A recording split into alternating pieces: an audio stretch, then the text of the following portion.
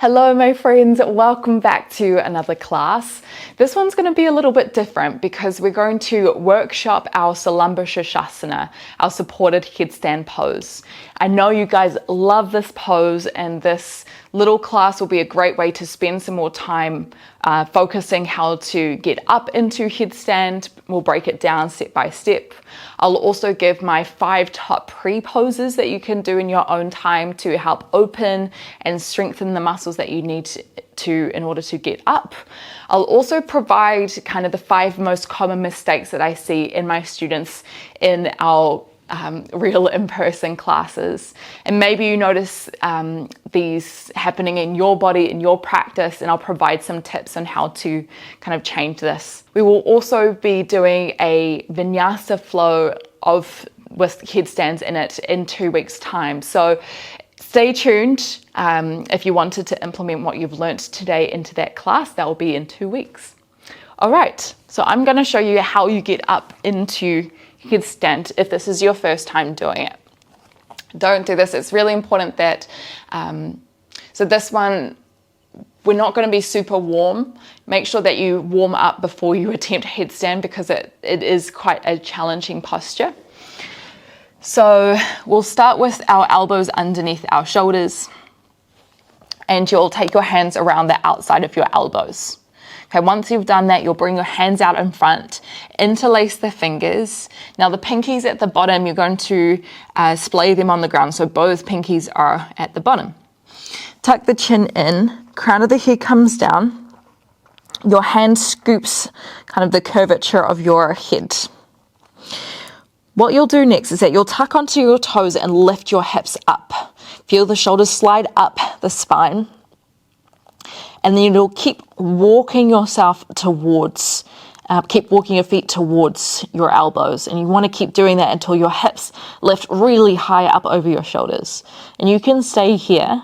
And if you felt like a little bit more, you can bring one foot up and then lift the other foot up. And eventually you'll come into this tuck position where the hips are over the shoulders.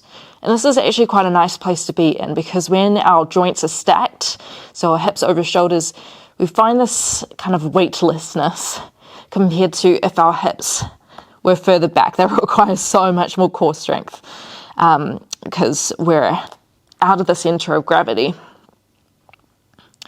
All right, and then if you felt like more, you could extend one leg up to the sky.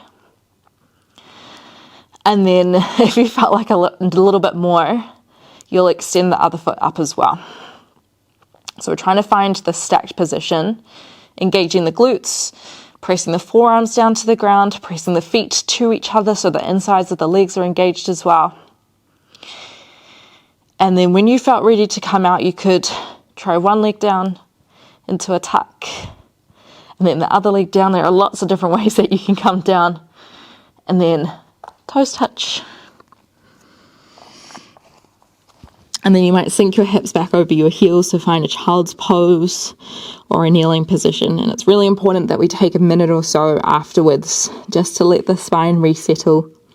So it's important to remember that the steps in that transition, they can take years to kind of master. It took me about maybe a year or 2 to even get into that tuck position, and then another year for me to extend the feet up into the air, maybe even 2 years. So it takes time.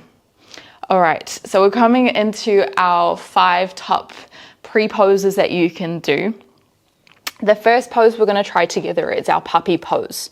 So you'll start in your tabletop position with your knees underneath your hips. Take a big step forward with both hands. Take a deep breath in through the nose, and then as you exhale, drop the chest down to the ground. So with our Salamba Shasana, we want to make sure that our shoulders are really open. Because if our shoulders aren't quite open, it's going to feel really hard to get the hips up. So puppy pose is a really great way to extend the shoulders, feel the arms lengthen as well. Opening through the lats.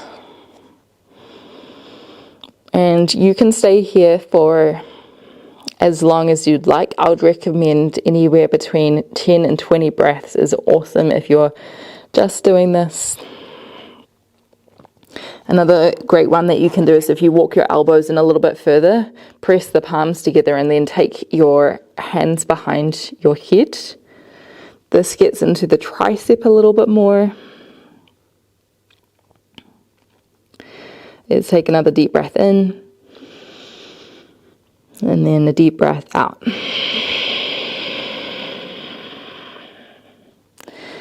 Okay. Let's walk ourselves back into our tabletop, and then to just counter that, take a deep breath in. And then as you exhale, push away from the ground, finding cat pose. Okay, movement number 2 is our Adho Mukha Svanasana, downward facing dog. So tuck onto the toes and then lift your hips up. So if you can imagine puppy pose, your arms are relatively in a similar position. So they're in overhead extension. But this time we're getting our hamstrings in a little bit more. You might pedal out your feet here. So in order to get our hips stacked over our shoulders as much as we can, we need flexibility in the hamstrings. So downward facing dog is going to be great for this, as well as another pose that we have coming up. Now, if you felt like a little bit more, we can enter into dolphin pose.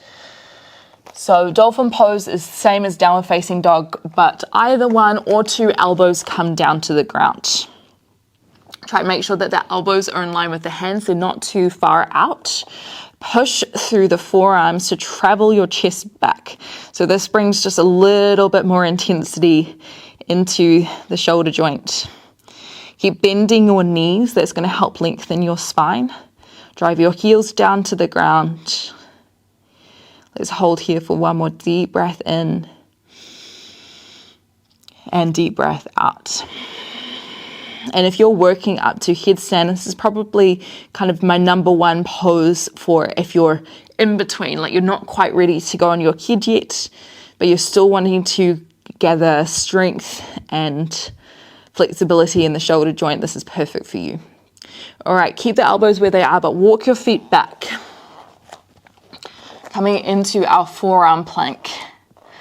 So our Shasana, our headstand, requires core strength, shoulder strength, and this plank position is a perfect way to do this. So basically you'll hold here for anywhere between 30 seconds to 2 minutes, however feels good. You could slide your weight forward, slide your weight back. If you wanted to challenge it a little bit more, you could lift one foot off the ground, so that challenges kind of your core stability, your lower body a bit more, and then you can change over. And it's really important that we think about kind of tucking the ribs into the hips here. So you're finding a little bit more flexion through the spine. What can be quite common is us extending the lumbar spine, so the lower belly drops down. What that's going to mean is that the core isn't as engaged as it can be, and the strain is going to come into the lower back. So you want to think about ribs to hips. One more thing is finding protraction of our shoulder blades. Okay, what that means is sliding the shoulder blades apart, puffing up through the upper back. Okay, that's number 3. Number 4 is our Prasarita Padottanasana, our wide-legged fold forward. So stand up, take your feet wide, turn your toes forward or inwards a little bit. Take a deep breath in, lift up, and then as you exhale, fold yourself forward. So this is a great one to find length through the hamstrings, the back of the legs, also the adductors a bit. It also encourages to, because Salamba Shasana is an inversion where the heart is above the head. And so for our body, our heart, and our mind to be ready for that, we want to find other positions before that, which allow us to know what that feels like. So this is a perfect one. Same with downward facing dog or dolphin pose, where the heart is above the head. Let's try one more breath.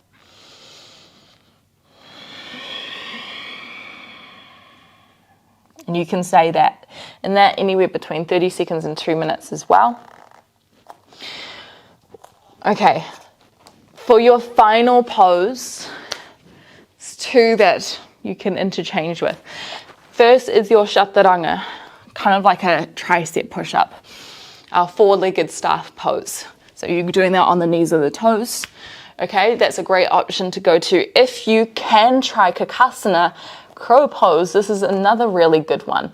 And what this encourages is our core engagement, upper body engagement, and the protraction of our shoulder blades as well.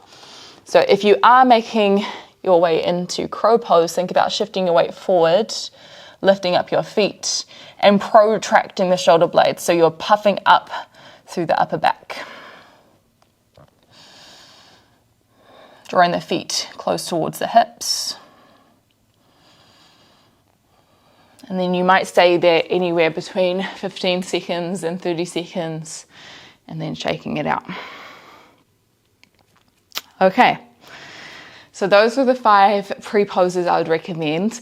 Coming into the 5 most common mistakes that I see with my students, and hopefully I can give some really good tips on how to work around these to create more engagement. So the first common, most common mistake that I see is that when you're coming into the headstand, the elbows go really wide. This is not an optimal position for our elbows to be in. It means that we're not as balanced and we can't engage the shoulders as much. So just like we did before, you want to walk the elbows in underneath the shoulders. Great way to know is if you can clasp your hands around the outside the elbows, then bring the hands forward. So you're finding your equilateral triangle. The second most common mistake I see is that when people clasp their hands together, they don't actually attach the hands to the head.